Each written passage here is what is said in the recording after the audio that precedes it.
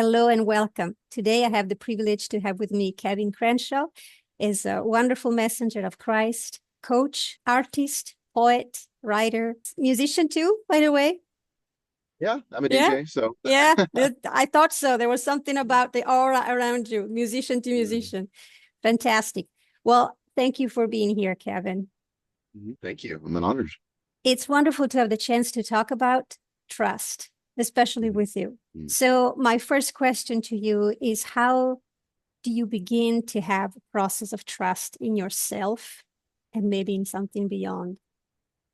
Well, it's an interesting topic because I think a lot of people try to reach for trust when they want to trust more, so they take leaps of faith to trust. And it's hard to do that if you don't know what or who you're trusting in. If you're Mm-hmm. just kind of trusting in the divine or the cosmos or what have you, it's different than if I know somebody intimately and I say, I'm going to put my trust in you. And so for me, in my relationship with God, that's deepened my level of trust because we trust to the level that we know we're loved.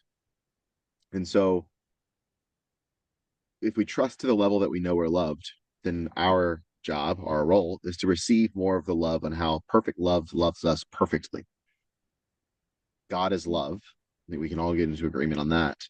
Mm-hmm. And if perfect love can't do anything but love perfectly, then we are perfectly loved. And so we get to then trust in the unfolding of the direction of our lives, of all of it in a way that may not make sense. It's not, I'm not trusting that my desires are going to happen. I'm not trusting that my outcome is going to happen. I'm trusting that there is a bigger unfolding. I'm trusting in the more than I could even dream or ask for. I'm trusting in the better than I could have ever imagined. I'm trusting in the redirection if that's what is being asked. So it's a dance, right? It's Mm-hmm. I'm not necessarily trusting in and leaning on my own self trust anymore, although I do trust myself to execute on certain things and follow through and discipline. Like those are some basic self trust things that you Mm-hmm. do what you say you're going to do. And we're all human. So sometimes, there's rock on that, but you'll erode your own self trust if you keep saying you're going to do something and you don't do it. So with yourself, it's follow through on your own word. And in the grand scheme of life and in your relationship with God, it's growing a relationship with God. So you actually are intimate and know the person that you're trusting, the God that you're trusting in, instead of just throwing things up in the air and in a trust fall, so to speak. Um, that works from time to time, and that definitely still works, but you can sustain it when you know who you're trusting in. And it won't be this dance of grip and control and surrender and control and surrender. And there's a really narrow path that I'm recognizing is instead of going from one extreme to another, it's holding firm in your convictions while also surrendering and letting go and allowing God's will to happen. So it's kind of there's a dance there, but yeah, the more that I receive that I receive love from God and I recognize that I'm perfectly loved, and the more that I can trust and the more that the less that I freak out about things that Mm-hmm. used to freak me out because I'm like, Yes. well, I'm going to be taken care of. It's easy to freak out as humans because things do not go the way we want them to go very often. And my thought is, how can we help ourselves and others who are listening to get started in the process of starting to trust, even the self? Because sometimes, the self doubts, the imposter syndrome, whatever the label you want to call those moments where the voice within tell you, you can't do that. You're not good enough. How do you overcome that? I know you're also a coach. What would you suggest somebody who comes with that question for you? It sounds counterintuitive, but be still Mm. and receive God's love. It's trust isn't something that we generate. It's something that we is revealed to us through the love of God. And so we trust the measure that we know we're loved. So if you want to work on building trust, receive more love from God. And if you want to work on trusting yourself, like respect yourself more. And at least I think for a lot of people maybe listening, and for myself for the longest time, I'm an achiever, high achiever, right? So I'd set these big lofty goals and I would bite off more than I could chew, Mm-hmm. and it would Same. erode my trust as I wouldn't get it done. And so for me, that process was learning the baby steps and just saying, you know what, I'm just going to do these little bits, one little thing at a time, and that was huge, to rebuild trust within myself and recognize that, I think, take off the expectation too. There's a difference between expectancy and expectation. I can be expectant and knowing that something's going to happen, and drop the expectation of how I think it's going to happen. That's a very valid point. Expectations can ruin outcomes. They can ruin the way you react to outcomes, because as often is the case, when you're disappointed, then you reduce the love, you reduce the trust because of the disappointment.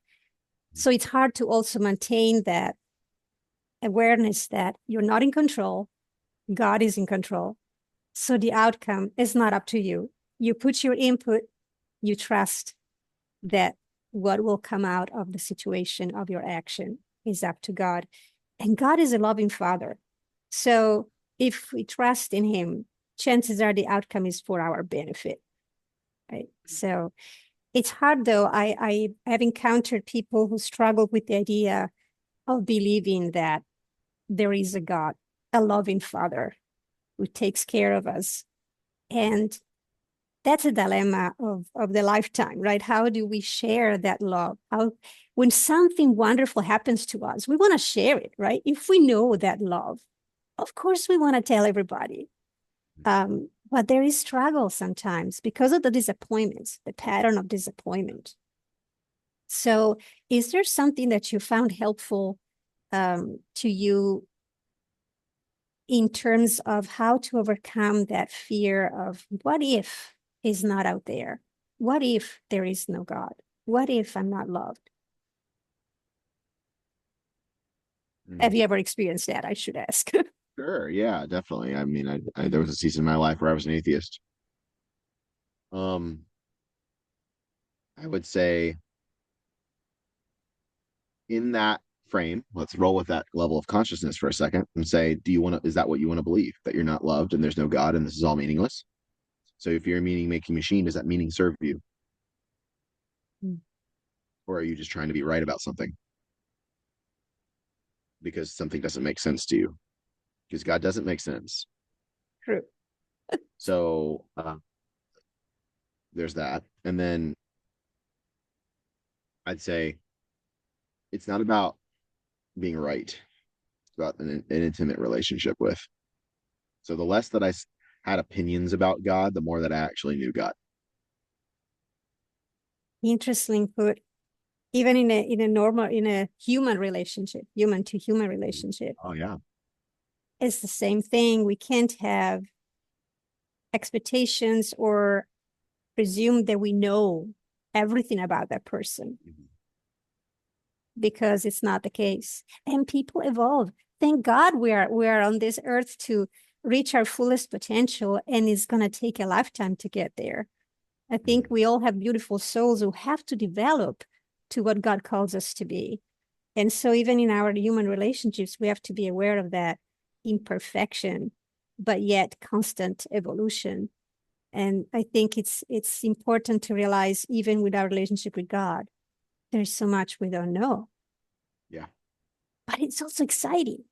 So like it in is. the falling in love phase, it's like, oh, I don't know a lot about this person, but there's something about this person that is just exciting and makes me feel good. It's the same with God. Mm-hmm.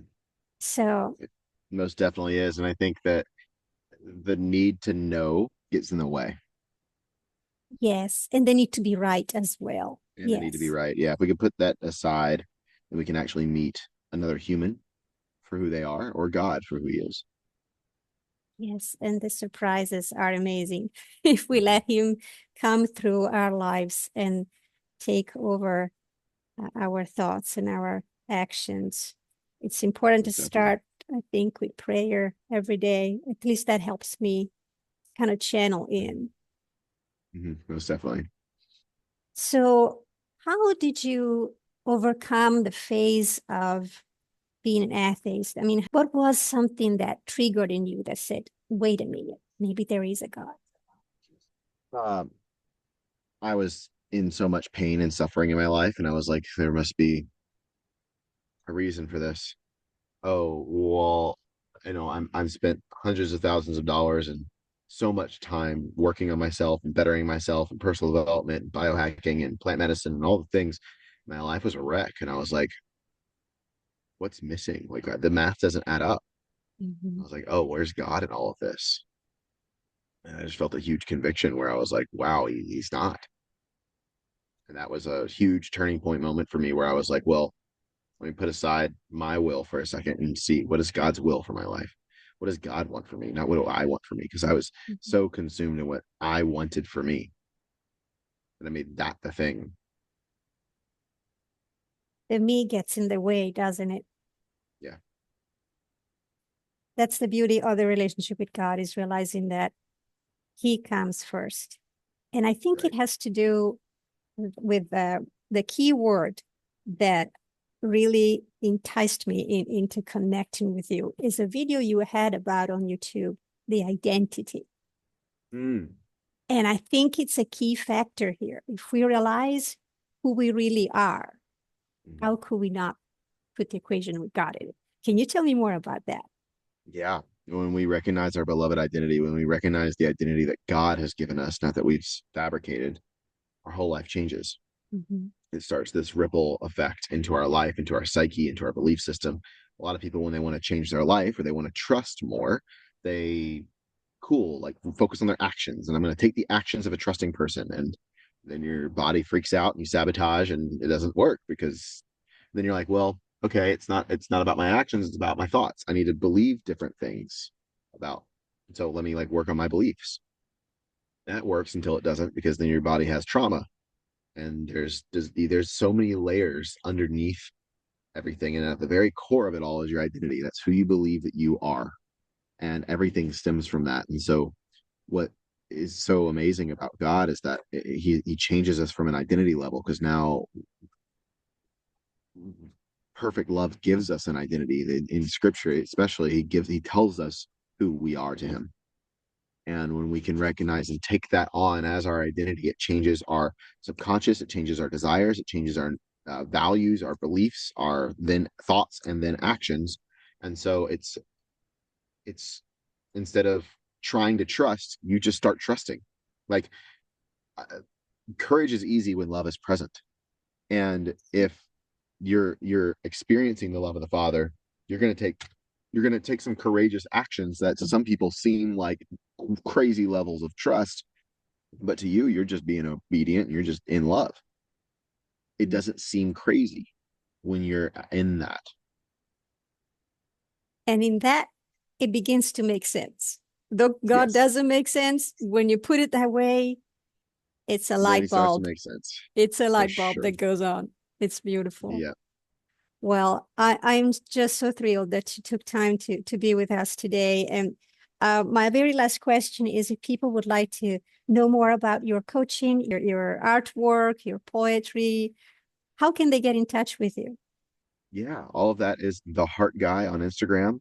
I wrote a poetry book. I also do marketing consulting for people. So starting personal brands online, and all of that you can find on Instagram. Wonderful. So even marketing, that's fantastic. See, I learned something. I knew there was something about business coaching, but I didn't quite remember. Well, All good. yes. Well, thank you very much again. And thank you all who listened today, tuned in. Remember, the key thing is to take care of yourself, mind, body, and spirit. So take time to breathe, smile, and do something to soothe yourself today.